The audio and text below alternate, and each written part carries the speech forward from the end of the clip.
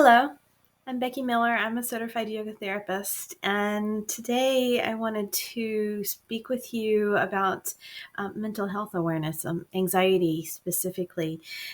When I was creating this presentation, I thought about what is a common thread among many of my clients. And anxiety is something that is coming up over and over again with my clients.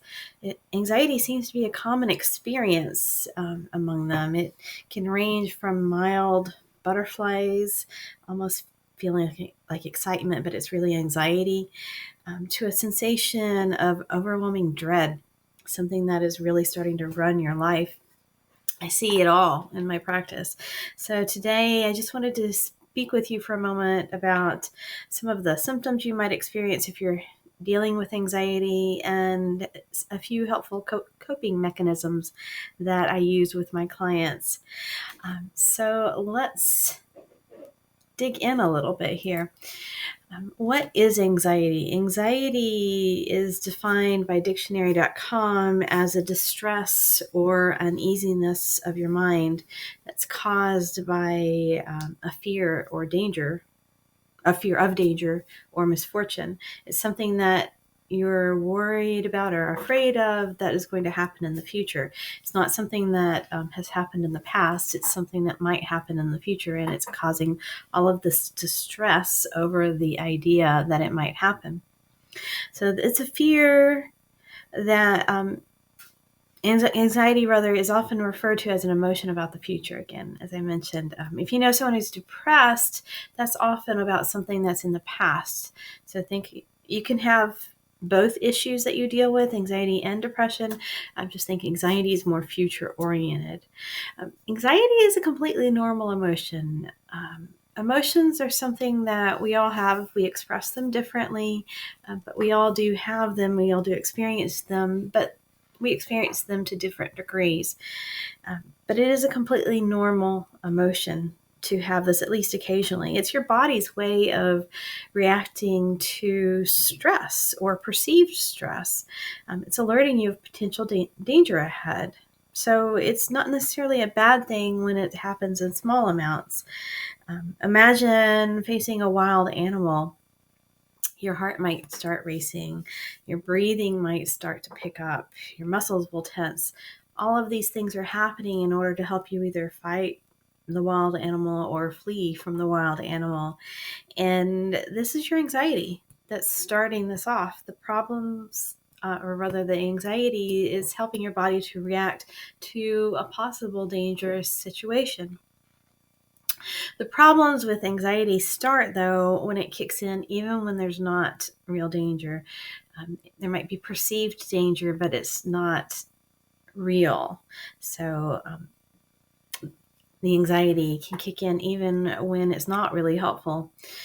Anxiety can also kick in when,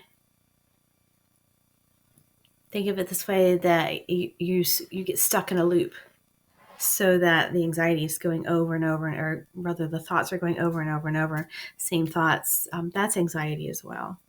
Just remember, everyone feels anxious from time to time. It's a completely normal state of being. So many of my clients want to put anxiety almost in the bad emotion side of things, and it's not necessarily bad unless it is running your life. If it's taking over your life, that is when it's becoming a problem, right? So I'm seeing this more and more among my clients when anxiety is starting to run their life, when it's just showing up over and over again. Anxiety in general has just been on the increase ever since the beginning of the pandemic, and I hate to blame the pandemic, but so many things shifted, whether you agreed with it or not. Policies happened, things were closed, jobs changed, so many things happened in such a short amount of time, and people were not able to predict. And this is when the anxiety starts to build. People weren't able to predict what was going to happen next. So it has been on the increase over the last several years. I've seen it in my practice more and more. I know other therapists have said the same thing. I heard it from a friend of mine that at her bank, actually, she says a lot of people are dealing with anxiety. So it is very, very common right now. Some of my clients are at the low end where they're just experiencing it a little bit here and there. But some of my clients are on the higher end of anxiety, and they are experiencing symptoms not just daily, but maybe every hour. It's something that is starting to run their life. So yes, it has become a problem for them and for a lot of people out there. So what might it look like if you are experiencing anxiety? See if you recognize any of these symptoms. Physical symptoms can include rapid heartbeat, dizziness, sweating, stomach aches, sleep problems, cold, sweaty, numb, or tingling hands or feet, tense muscles, dry mouth, rapid, shallow breath. Think back over the last few days, over the last week, or the last month. How often have you experienced these symptoms? If it's just once or twice or very occasionally, it's probably not a problem for you, right? Anxiety is showing up when it needs to show up to help alert you to your body's helping to alert you to possible problems. But if you're experiencing these types of symptoms on a daily, hourly basis, it's something that you might want to explore a little bit and see if it is really your anxiety or if something else is going on for you. And these are all physical symptoms that you can experience. And there are others, but these are some of the most common that I have run across. There are also mental symptoms, mental emotional symptoms.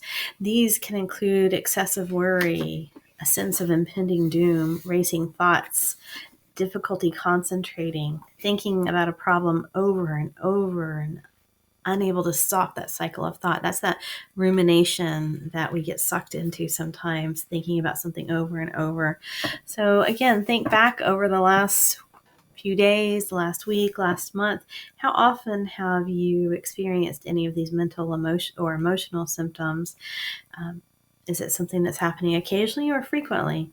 If you answered frequently, then anxiety is starting to take over life. So maybe you might want to talk with somebody about that.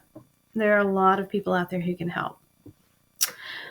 Mentioning that, let's talk a little bit about coping mechanisms for a moment. I'm not going to go really deep into these because they are very individual, but some generalized coping mechanisms include relaxation techniques, lifestyle changes, cognitive behavioral therapy, and mindfulness. Now, in my practice, in my yoga therapy practice, I actually deal with relaxation techniques, lifestyle changes, and mindfulness. I do not do cognitive behavioral therapy. I'm not a talk therapist, but I do help people with the other three. And that is something, again, that's very, very individualized. What works for one person doesn't necessarily work for another person. So in my practice, I help people to uncover what is going to work best for themselves.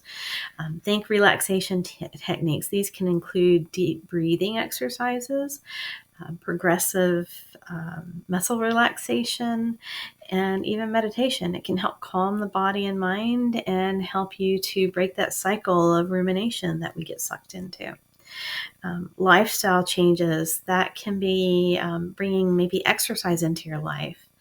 Maybe it's choosing to change your sleep habits so that they're healthier, maybe not staying up so late, maybe getting better quality sleep. It could be balanced diet, having a balanced diet rather. Sometimes what you eat can affect, actually frequently, what you eat will affect your body in one way or another.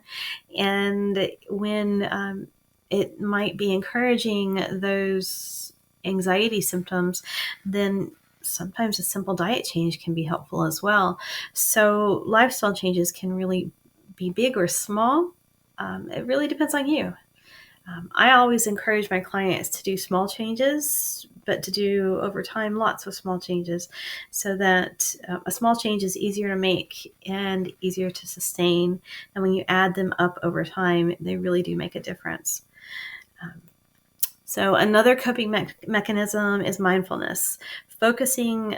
Think of mindfulness as focusing on the present moment, and accepting your thoughts and feelings without judgment.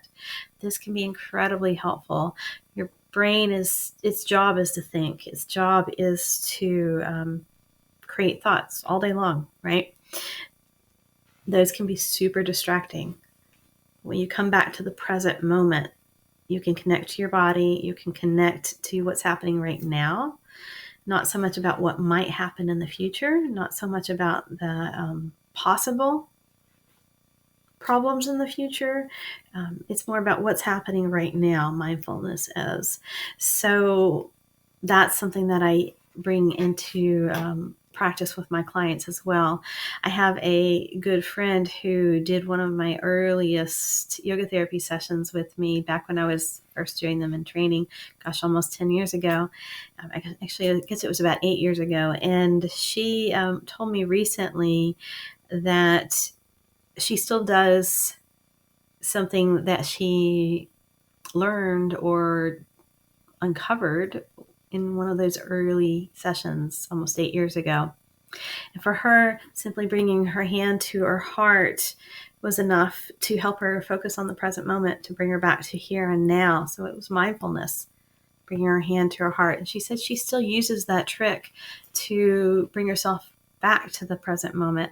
And I was amazed to hear that something as simple as bringing your hand to your heart 8 years later was still helping.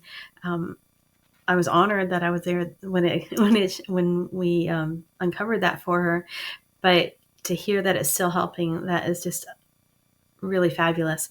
So again, simple tricks, they can be all kinds of things. I worked with a young lady recently who is dealing with a lot of anxiety, and at the end, she was only 11 years old at the time of the session.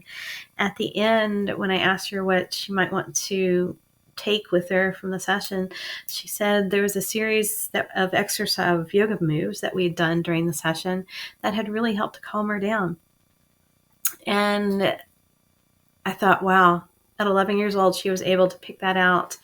This helped calm me down. So this is what I need to do to help with my anxiety. Again, super simple. It's something she can do any day. Doesn't take a lot of time, but it's again a lifestyle change, bringing a little bit of movement into your life. But those movements also are a practice of mindfulness. So having that movement, those particular poses, helped bring her into the present moment and away from that future worry that she was dealing with all the time. So any of these coping mechanisms can be truly helpful, but I find the most helpful is the one that you come up with that you are able to implement into your life because it's something that you know you need, right? You may not be able to do that on your own. You might need a little bit of help. That's where a good therapist comes into play. Cognitive behavioral therapy can be great. A talk therapist could help you with that. But there are plenty of other types of therapists that can help you with the other things that I've listed. And again, that's something that I deal with all the time in my practice. So just a reminder, anxiety is normal. We all experience it at some point. But when it becomes overwhelming, it's important to seek help, whether it's with me, whether it's with a talk therapist, or anybody else out there. Know that there is help out there for your anxiety. It doesn't have to rule your life, but you have to be willing to make a few changes in order to create a shift. So if that's something that you're interested in doing, reach out to me. You can reach me at beckymilleryoga.com. You can send me a comment, and I'm happy to reply. But there is help out there for your anxiety. So if you have any questions, anything you'd like me to comment on, please feel free to leave a comment on this video. And yeah, this is my tip for you. Anxiety is normal, but if it's ruling your life, then get some help. It's okay to ask for help. Often a little tweak can make a huge difference for you. So that's it for today. I'll be back soon with another quick tip, and bye for now.